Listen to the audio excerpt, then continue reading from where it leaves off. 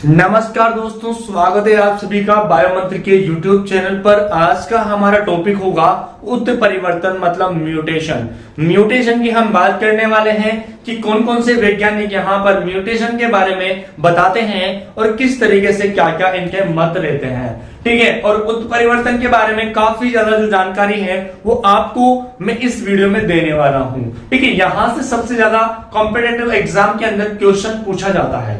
ठीक है, उत्परिवर्तन से तो ध्यान से देखिए, वीडियो को स्किप नहीं करना है, पूरा देखना है और नोटबुक और पेन साथ में लेके बैठना है ताकि कोई चीज आपसे मिस ना हो। तो चलिए स्टार्ट करते हैं। सबसे पहले म्यूटेशन की परिभाषा क्या है। ठीक है, म्यूटेशन की परिभाषा हम जान लेते हैं कि जब किसी पादप या जंतु में अचानक से या वंशानुगत परिवर्तन होता है तो उसे हम कहते हैं उत्परिवर्तन। बात समझ में आ रही है क्या? ठीक है, बात समझ में आ रही होगी आपको। तो हम यहाँ पर एक उदाहरण लेते हैं कि जब किसी पेरेंट से संतान की उत्पत्ति होती है तो उसके जो बाहरी लक्षण होते हैं उसमें हमें परिवर्तन देखने को मिल सकता है कभी कभी। ठीक है, कभी कभार हमें परिवर्तन देखने को मिलता है और उसका जो मेन रीजन है वो है म्यूटेशन। उसकी जीन की संरचना में क्या हो जाता है? परिवर्तन हो जाता है, जिसकी वजह से उसके लक्षण प्रारूप में परिवर्तन देखने को मिलता है। आगे बात समझ में, तो यहां से हम एक वर्ड और कह सकते हैं कि उत्परिवर्तन की उत्पत्ति किसी भी जीव की जीन की संरचना में परिवर्तन होने से होती है और ये कैसा होता है? लक्षण प्रारूपीय होता है, जिसको हम बाहर से देख सकते हैं। और जब लक्षण प्रारूप होगा तो लक्षण प्रारूप में परिवर्तन कहां से आया है? अंदर से आया है। उसकी डीएनए में उपस्थित जो जीन है उसमें परिवर्तन या उत्परिवर्तन हुआ होगा, तभी तो बाहर की तरफ हमें चेंजेस देखने को मिला है। ठीक है, तो यहां पर हम कह सकते हैं कि आंतरिक और बाहरी दोनों प्रकार की चेंजेस यहां पर होते हैं, लेकिन हम इसको जनरली पहचान सकते हैं लक्षण प्रारूप से। तो यहां पर हम एक एग्जांपल और देखते हैं। उससे पहले आपको एक की पॉइंट में बता देता हूं कि उत्परिवर्तन की इकाई क्या है।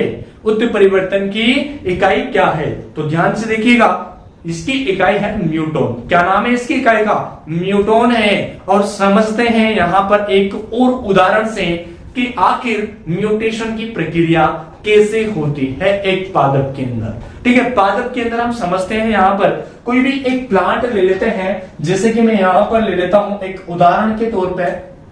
ठीक है, एक एग्जांपल के तौर पे मैंने एक टमाटर ले लिया और टमाटर का जो रंग है वो कैसा होता है? जनरली टमाटर का रंग जनरली लाल होता है मेरे भाई। कैसा होता है लाडले? अरे लाल रंग का होता है। यदि मान लो इस टमाटर में म्यूटेशन हो जाता है, इस टमाटर में उत्परिवर्तन हो जाता है, म्यूटेशन हो जाता है, तो इसका रंग जो है वो परिवर्तित हो जाता है। दोस्त क्या हो जाता है भाई? रंग परिवर्तन हो जाता है यदि टमाटर में उत्परिवर्तन हो जाता है। तो जनरली हम देखते हैं कि लाल रंग होता है और ये लाल रंग टमाटर में एक वर्णक है जिसकी वजह से आता है और उसका नाम है लाइकोपीन वर्णक। क्या नाम है दोस्त? लाइकोपीन वर्णक के कारण जो है ये टमाटर में लाल रंग आता है। बात करते हैं ये वर्णक क्या है, किस तरह ये वर्णक कहां से आया। मेरे दोस्त, ये वर्णक एक प्रकार की क्या है? प्रोटीन है। क्या है? प्रोटीन है भाई। तो यहां से हम समझ सकते हैं कि वर्णक एक प्रकार की प्रोटीन है। और जो प्रोटीन्स होते हैं ये किससे मिलकर बने होते हैं या प्रोटीन्स का निर्माण कौन करता है? तो ध्यान से समझिए, यहाँ पर पूरा फोकस जो है अपना बोर्ड के ऊपर होना चाहिए। प्रोटीन का निर्माण होता है एमिनो एसिड से। किससे होता है दोस्त? एमिनो एसिड से होता है। और एमिनो एसिड के अंदर जो सीक्वेंस होती है, इसका जो सीक्वेंस होता है, सीक्वेंस और इसके एमिनो एसिड्स के जो नंबर्स होते हैं, ये क्या करते हैं? इस प्रोटीन की प्रॉपर्टीज को दर्शाते हैं। इस प्रोटीन की प्रॉपर्टीज या इसके गुणों को बताते हैं, इसका सीक्वेंस और इसके नंबर्स। ठीक है, जो नंबर्स को डिसाइड कौन करता है? एमिनो एसिड्स के जो नंबर्स होते हैं ये डिसाइड करते हैं कि इसके अंदर कौन कौन से कोडोन है, इसके अंदर कौन कौन से कोडोन है। ठीक है, ये डिसाइड कर देते हैं यहाँ पर कि कितनी क्वांटिटी में इसके नंबर्स रहेंगे और इसका सीक्वेंस क्या रहेगा। ठीक है, तो कोडोन यहाँ पर डिसाइड कर देते हैं और कोडोन जो है इनको कौन लेकर आता है मेरे दोस्त? इनको लेकर आता है mRNA। कौन लेकर आता है? mRNA। किस तरह? ये तो बात समझ में नहीं आई और मैं लाडले अभी समझाऊंगा सारी बात, ठीक है, क्लियर हो जाएगी। कोडोन क्या होते हैं, mRNA क्या होता है, यहां तक तो आपको समझ में आ गई होगी। तो एक बात और क्लियर करना कि एमिनो एसिड्स की जो संख्या होती है वो कितनी होती है, 20 होती है, 20 संख्या होती है, ठीक है, जबकि कोडोन की जो संख्या है वो कितनी होती है, 64 होती है। कितनी होती है, 64 कोडोन्स होते हैं, ठीक है। और ये कोडोन्स क्या करते हैं, किसी निश्चित एमिनो एसिड को कोड करते हैं, किसी निश्चित एमिनो एसिड को क्या करते हैं, कोड करते हैं, जिसकी वजह से एक विशेष प्रकार का प्रोटीन का निर्माण होता है और उस प्रोटीन से वर्णक बनते हैं, ठीक है, और उस वर्णक से कलर आता है। यहां तक बात क्लियर हो गई, ठीक है। अब यहां से हम समझते हैं कि एक सेल है हमारे पास में, क्या है दोस्त, ये है हमारे पास में सेल, और सेल के अंदर प्रेजेंट है न्यूक्लियस, मतलब केंद्रक, और न्यूक्लियस में प्रेजेंट है डीएनए। क्या प्रेजेंट है दोस्त, इसके अंदर है डीएनए प्रेजेंट। क्या प्रेजेंट है, डीएनए प्रेजेंट है। यहां से हम देखें तो जो mRNA है ये सिंगल स्ट्रैंडेड होता है, लेकिन जो डीएनए है ये डबल स्ट्रैंडेड होता है। ध्यान से सुनिएगा बात, यहां पर समझने की पूरी कोशिश करना। डीएनए के अंदर 4 प्रकार के नाइट्रोजनी क्षारक होते हैं, या मैं कह दूं आपसे कि 4 प्रकार के न्यूक्लियोटाइड्स होते हैं, ठीक है, कि क्या होते हैं, न्यूक्लियोटाइड्स होते हैं। यहां से सुनिएगा, ए, जी, टी और सी, ये 4 प्रकार के जो है इसके पास में न्यूक्लियोटाइड्स होते हैं। और ये 4 प्रकार की जो न्यूक्लियोटाइड्स हैं ये क्या बनाते हैं, कोडोन बनाते हैं, ट्रिपलेट की फॉर्म में कोडोन बनाते हैं, ठीक है। अब यहां से कोडोन किस तरीके से बनाएंगे भाई, कि सर ये तो समझ में नहीं आए, ठीक है। एडेनिन, गुआनिन, थायमिन, साइटोसिन, ये 4 प्रकार के नाइट्रोजनी क्षारक या न्यूक्लियोटाइड्स हो गए हमारे पास में, ठीक है, डीएनए के पास में। यहां से अब बनेंगे कोडोन्स। क्या बनेंगे, कोडोन्स बनेंगे। जैसे कि हमने कह दिया ए, टी, जी, सी, टी, ए, ठीक है, और ए, टी, ए, जी, टी, इस तरीके से हमने यहां पर 3 प्रकार के कोडोन बना दिए हैं। अब ये क्या करेगा, ये कोडोन जो है निश्चित एमिनो एसिड को कोड करेगा और उससे क्या बनाएगा, प्रोटीन बनाएगा, और प्रोटीन बनने के बाद में वो प्रोटीन क्या करेगी, एक वर्णक बनाएगी, और वर्णक बनाने के बाद में वो क्या करेगा, किसी भी चीज को या किसी भी वस्तु उत्पादक को रंग प्रदान करेगा। वहां से यहां से हम बात करते हैं डिस्कवरी के बारे में। सबसे पहले एक किसान आता है, इंग्लैंड का साइंटिस्ट नहीं कहूंगा अभी मैं, ठीक है, एक किसान कहूंगा, जो कि 1791 में आता है, जिसका नाम है सेट राइट। क्या नाम है, सेट राइट है, जो कि कहां का किसान है, इंग्लैंड का किसान है, ठीक है, बात समझ में आ रही है। और इन्होंने क्या देखा, इन्होंने इनके पास में क्या है, एक भेड़ का काफिला था। क्या था, एक भीड़ का काफिला था, और इस काफिले में इन्होंने देखा कि जो भेड़ है, कुछ भेड़ है या एक भेड़ है, उसकी जो पिछले वाली टांगे हैं, पिछली वाली जो टांगे हैं वो कैसी है, छोटी है। पिछली वाली टांगे कैसी है, छोटी है। अब ये छोटी टांगे हैं तो इस तरीके से ये अचंभित हो जाता है और चक्कर में पड़ जाता है कि ऐसा कैसे हो सकता है। सभी भेड़ों की टांगे तो बड़ी हैं, लेकिन एक भेड़ है उसकी टांगे छोटी कैसे हैं। तब उन्होंने 15 से 16 पीढ़ियों तक इन्होंने इस पर इसकी जो संतान थी उसमें देखा, तो उसमें भी वही परिवर्तन आया कि पीछे वाली जो टांगे हैं वो छोटी प्राप्त हुई। जिसमें यहां पर हम देख सकते हैं कि 16वां इनका एक्सपेरिमेंट था उसमें भी यही पाया, और इन्होंने निष्कर्ष निकाला कि ये जो कारण है ये उत्परिवर्तन के कारण उत्पन्न हुआ है, ठीक है। और इस भेड़ का नाम क्या था, इस भेड़ का नाम था एनकोनसिप। क्या नाम था, एनकोनसिप नाम था इस भेड़ का, जो कि छोटी टांगे वाली थी, ठीक है। इन्होंने सबसे पहले रिकॉर्ड किया था उत्परिवर्तन को, जीन उत्परिवर्तन को। बात समझ में आ रही है आप लोगों को। तो आगे हम बात करते हैं। अब यहां पर एक और नाम आता है हमारे सामने, और सन है 1900 की बात। कब की बात है, सन 1900 की बात है। वैज्ञानिक का नाम है Hugo de Vries. Hugo de Vries नामक एक वैज्ञानिक आता है और इन्होंने किया गया है, देखो सबसे पहले तो ह्यूगो डी व्रीज की हम यहां पर बात करते हैं। इन्होंने जो है म्यूटेशन जो टर्म है इसको डिस्कवर किया, ठीक है। म्यूटेशन जो टर्म है वो दिया था, म्यूटेशन टर्म दिया था इन्होंने, सबसे पहली चीज तो, ठीक है। दूसरी बात हम बात करें यहां से तो म्यूटेशन थ्योरी को डिस्कवर किया, ठीक है। म्यूटेशन थ्योरी को डिस्कवर किया, थ्योरी डिस्कवर्ड, ठीक है। बात समझ में आ गई। उसके साथ साथ हम बात करें यहां पर तो म्यूटेशन थ्योरी फॉर इवोल्यूशन के बारे में इन्होंने बताया। तो यहां से हम लिख लेते हैं म्यूटेशन थ्योरी फॉर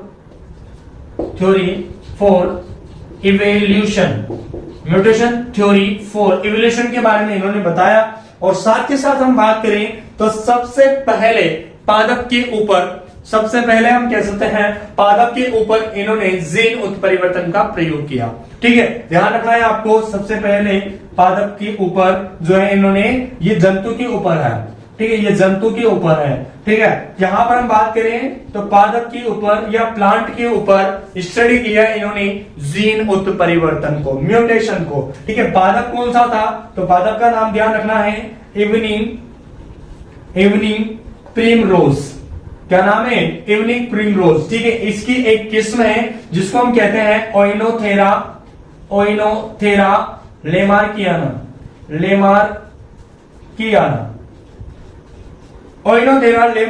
नामक इस इवनिंग प्रिमरोज पादप की किस्म पर इन्होंने स्टडी किया जीन उत्परिवर्तन को।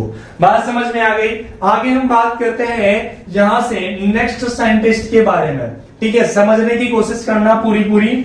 एक और साइंटिस्ट आता है सन 1910 में टी.एच.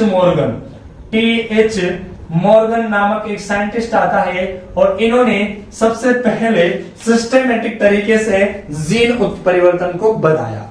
सबसे पहले टी.एच. मॉर्गन ने सिस्टेमेटिक तरीके से क्या बताया, सिस्टेमेटिक तरीके से जीन उत्परिवर्तन को बताया।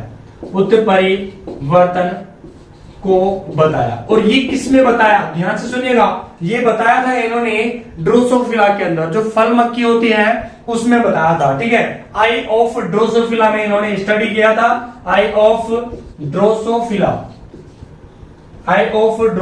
के अंदर इन्होंने स्टडी किया था। तो ये ध्यान रखना है, ये किया था, देखो यहां पर ये फल मक्खी के अंदर इन्होंने स्टडी किया था टी.एच. मॉर्गन ने, ठीक है। इसके साथ हम आगे बात करते हैं कुछ और पॉइंट के बारे में। तो दोस्तों आगे हम बात करते हैं कि जो 1910 में टी.एच. मॉर्गन है, इन्होंने फर्स्ट सिस्टमेटिक तरीके से क्या किया, स्टडी किया आई ऑफ ड्रोसोफिला पर, ठीक है। इसके बाद हम बात करें तो सबसे ज्यादा या सर्वाधिक जो म्यूटेशन है वो ड्रोसोफिला में देखे गए, या सर्वाधिक जो म्यूटेशन है वो किस पर किए गए, ड्रोसोफिला पर किए गए, ठीक है। बात आ रही है समझ में। आगे हम बात करें यहां पर तो father of experimental of genetics भी इनको कहा जाता है, ठीक है। टी.एच. मॉर्गन को father of experimental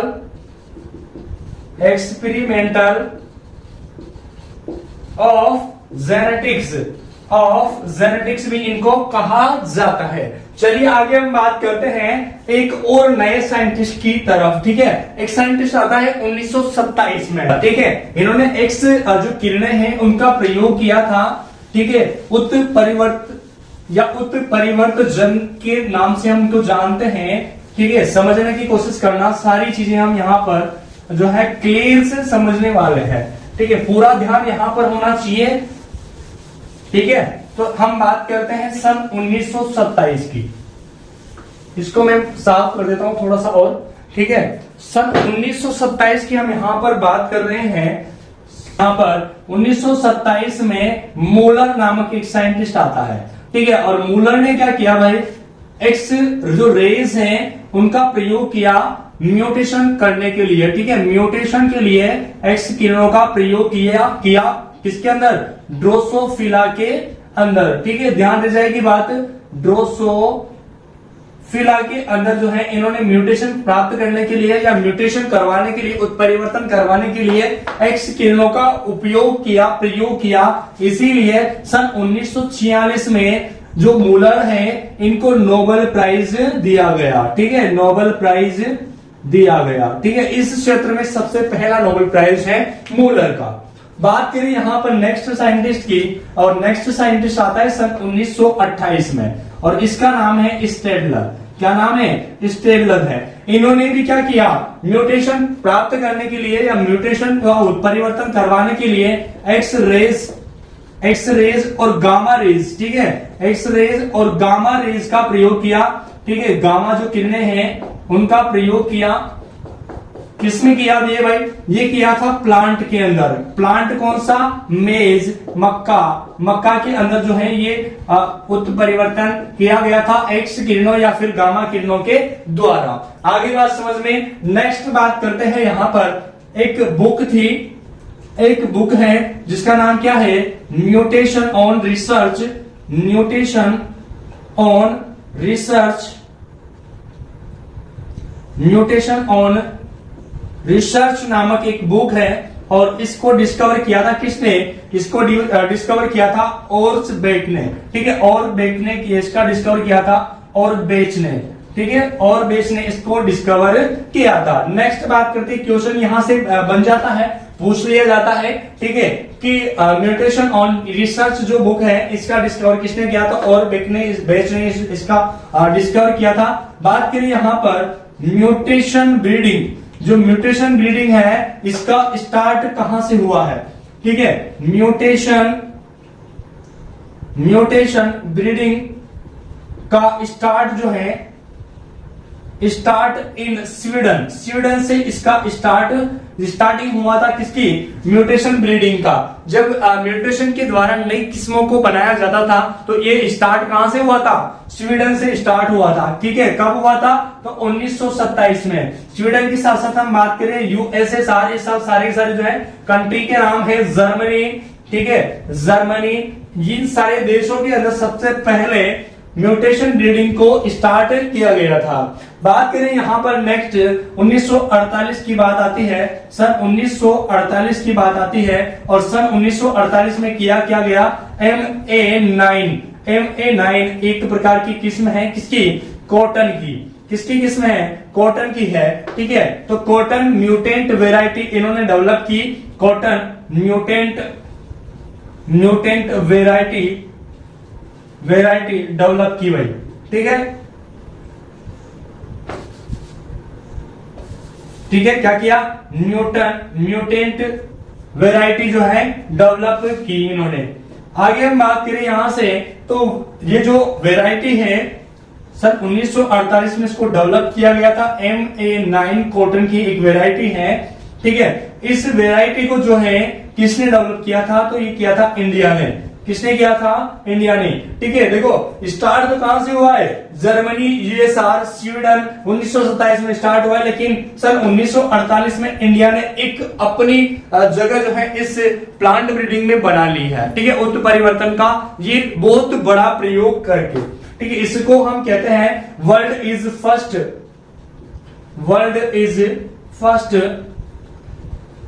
mutant variety. World is first mutant variety by X rays. ठीक है, बात समझ में आ गई आपको? ठीक है, एक्स किरणों के द्वारा इस वेराइटी को बनाया गया था, जो कि कॉटन की एक वेराइटी है। ठीक है, बात करें यहां से कि हमारे सामने एक और क्वेश्चन बन जाता है कि प्लांट के अंदर सबसे पहले एक्स किरणों का उपयोग करके म्यूटेजेनिक जो वेराइटी है यह प्राप्त की थी किसके अंदर? तो मेज के अंदर। ठीक है, प्लांट के अंदर, तो मेज में मतलब मक्का में। ठीक है, बात करें यहां से एनिमल्स की, तो एनिमल्स के अंदर जो है किसमें किया गया था ये प्रयोग? तो ये ध्यान रखना है आपको, ड्रोसोफिला में। ठीक है, किसमें किया गया था? ड्रोसोफिला में किया गया था। बात करें यहां से माइक्रो ऑर्गेनिज्म की, माइक्रो ऑर्गेनिज्म माइक्रो ऑर्गेनिज्म की बात करें तो सबसे पहले म्यूटेशन का प्रयोग किसके अंदर किया गया था? तो ये किया गया था इकोलाई के अंदर। ठीक है, यहां से हम देखते रहते हैं कि सारे के सारे जो हिस्ट्री है ये क्लियर हो जाती है हमारे सामने। अगर आपने स्क्रीनशॉट नहीं लिया है तो स्क्रीनशॉट ले सकते हैं आप। ठीक है, इसके बाद हम बात करते हैं इसके कुछ कैरेक्टर की। ठीक है, जो म्यूटेशन के कुछ कैरेक्टर हैं वो किस तरीके से आते हैं हमारे सामने। ठीक है, सबसे पहला कैरेक्टर यहाँ पर है कि ये रिसेसिव प्राप्त होते हैं। कैसे होते हैं? रिसेसिव प्राप्त होते हैं। ठीक है, मोस्टली रिसेसिव होते हैं। कैसे होते हैं? रिसेसिव होते हैं मोस्टली। ठीक है, समझ में आ गया आपको बात? ठीक है, अप्रभावी होते हैं, जो कि छिपे रहते हैं, लेकिन जब इसका लक्षण प्रारूप होता है उसके द्वारा हम इसको पहचान सकते हैं कि किस प्रकार से म्यूटेशन यहाँ पर हुआ है या नहीं हुआ है। दूसरी चीज यहाँ पर हमारे सामने आती है, ये मोस्टली हार्मफुल होते हैं। कैसे होता है म्यूटेशन? म्यूटेशन ज्यादातर हानिकारक होता है, लेकिन 0.1% जो है ये कैसा होता है? बेनिफिशियल होता है। कैसा होता है? बेनिफिशियल होता है। ये बात आपको ध्यान रखनी है। तीसरे नंबर पे बात करें हम तो ये रिकरेंट होता है। कैसा होता है? उत्परिवर्तन रिकरेंट होता है। ध्यान रखना है आपको, रिकरेंट का मतलब क्या होता है? पीढ़ी दर पीढ़ी जो है इसके उत्परिवर्तन चलते रहते हैं। बात करें 4 पॉइंट पे, 4 नंबर का है, इसकी जो फ्रीक्वेंसी है ये कितनी होती है? नेचर के अंदर हम बात कर रहे हैं, नेचर के अंदर इसकी जो फ्रीक्वेंसी है वो कितनी होती है? तो ध्यान रखिएगा 10 की पावर -6। इसका क्या मतलब है? सर समझ में नहीं आए, सर बात नहीं बनी। ध्यान से सुनिएगा, एक प्लांट होता है, एक प्लांट का म्यूटेशन होता है या एक प्लांट के अंदर म्यूटेशन होता है नेचर के अंदर ऑटोमेटिकली। ठीक है, स्वतः उत्परिवर्तन होता है। कितने? देखो यहां पर हम लगा लेते हैं 6 0, 3 4 5 6, इकाई दाई सैकड़ा हजार 10,000 लाख 10 लाख में से एक पादप के अंदर नेचर में स्वतः उत्परिवर्तन होता है। यह है इसकी फ्रीक्वेंसी। तो आई होप आपको इसकी हिस्ट्री या हम कह दें इसका इंट्रोडक्शन म्यूटेशन का समझ में आया होगा। दोस्तों मिलते हैं नए वीडियो में म्यूटेशन पार्ट नंबर 2 के अंदर। देखना ना भूलें, उसमें बहुत ही मजेदार में आपको टॉपिक और ट्रिक बताने वाला हूं जिससे आपको सारी चीजें समझ में आने वाली है। तो आज के लिए इतना ही, बाकी फिर से मिलते हैं अपन नए वीडियो में। तब तक के लिए जय हिंद, जय भारत।